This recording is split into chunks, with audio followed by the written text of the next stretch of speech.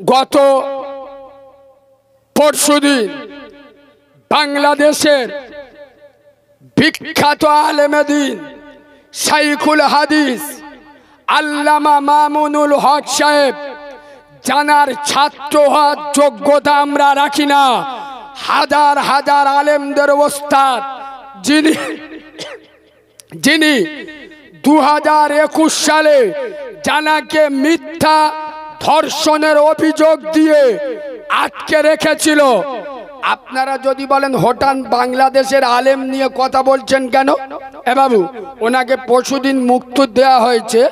আমি বাংলাদেশের কয়েকটা আলেমকে খুব ভালোবাসি, বিশেষ করে এখন যারা বেঁচে আছে, সে যে সিলসিলার হোক, আল্লামা মামুনুল হক হুজুর আর মাওলানা এনায়েতুল্লাহ আব্বাসী, আল্লাহ এদের 1000 বছর হায়াত দুক। এ বাংলাদেশ এক মায়ের দুইটো সন্তান, আমাদের ইন্ডিয়া আর বাংলাদেশ এক ছিল না। ওই জন্য আমি কথাটা বলছি, এই আল্লামা মামুনুল হক আর ডক্টর এনায়েতুল্লাহ আব্বাসী, এদের মিশন আল্লামা দেলওয়ার হোসেন সাইদি, যার জন্য সারা জীবন আল্লাহ রাস্তায় ব্যয় করে গেছে। আল্লামা সাইদি হুজুরের দেখানো রাস্তা, তার জীবনের একটাই লড়াই ছিল। আল্লামা দেলওয়ার হোসেন সাইদি সারা জীবন চেয়েছিল কাদিয়ানীদের অমুসলিম ঘোষণা করতে হবে, আর দ্বিতীয়, জমিন হলো আল্লাহর, আসমান আল্লাহর, আইন হবে আল্লাহর, খেলাফত প্রতিষ্ঠিত করা। এই মিশন দুটো নিয়ে কাজ করছে আল্লামা মামুনুল হক আর ডক্টর এনায়েতুল্লাহ আব্বাসী।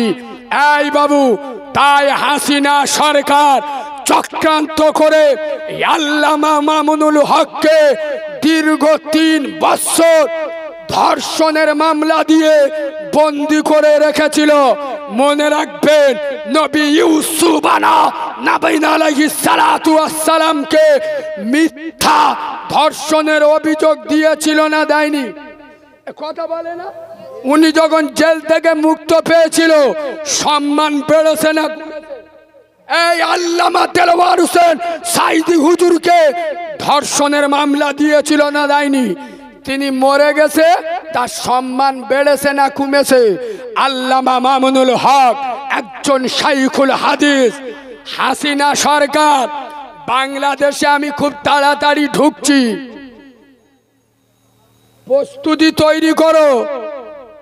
এই, এটা ডায়মন্ডের মাল, বাংলাদেশের তাহিরি নয়, বাংলার কারিমুল্লাহ জেহাদি। শুধু আমার একটা নিয়ত, আগে নবীর দেশে যাব, তারপরে অন্য দেশে যাব, নাহলে বাংলাদেশে আমার প্রচুর দাওয়াত হচ্ছে, আমি নিচ্ছি না। কোন হাসিনার ভয়ে নয়।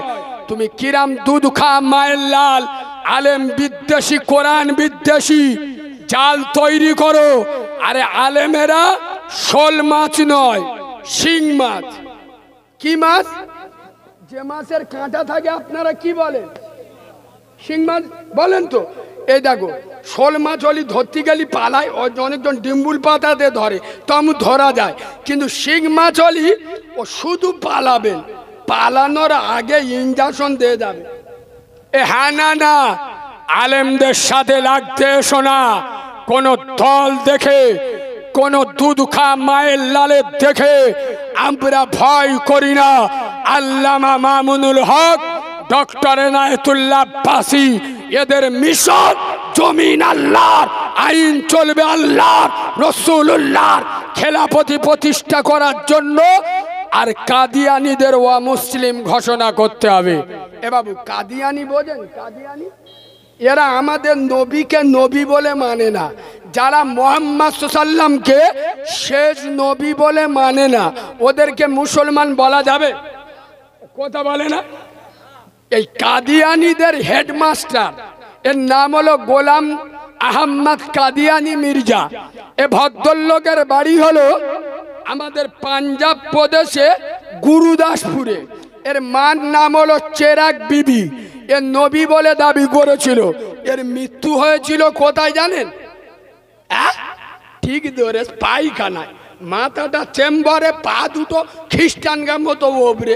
আল্লাহ বলে নবী দাবি করা, এ আল্লাহ পারে না।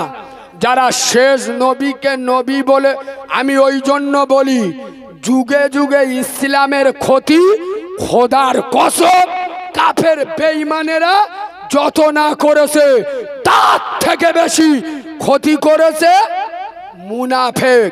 ওই জন্য নবী বলেছেন আমি 100 কাফেরের থেকে ভয় করি না, একটা মুনাফেকের থেকে ভয় করি। বাবাজি বক্তা চলে এসছে, হায়াত বাকি, মুলাকাত বাকি।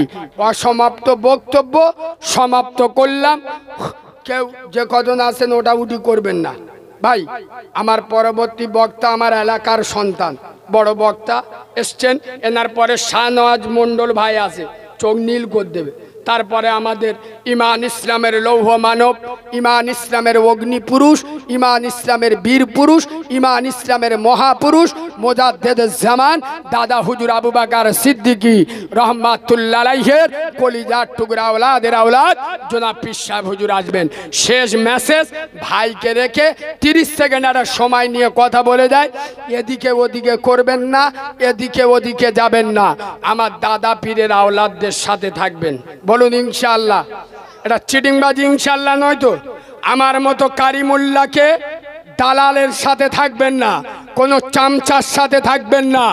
আপনার যার ভাল লাগে, আব্বাস ভাই ভালো লাগেনি, কাসেম ভাই ভালো লাগেনি, নওশাদ ভাই ভালো লাগেনি, এসাক ভাই ভালো লাগেনি, সাবিরি ভাই ভালো লাগেনি, ওদের থেকে সরে থাকো।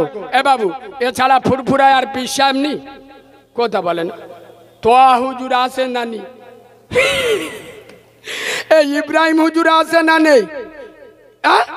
সিরাজ হুজুর আছে না নেই? আমাদের ইদ্রিস হুজুর আসবেন। সব আমার দাদা পীরের আওলাদ সবাই সমান, সবার 5 জুতো মাথায় রাখি। আপনার যার ভালো লাগবে তার সাথে থাকুন, কিন্তু আমার দাদা পীরের আওলাদদের সাথে থাকুন। আমি কারো দালালি করলাম?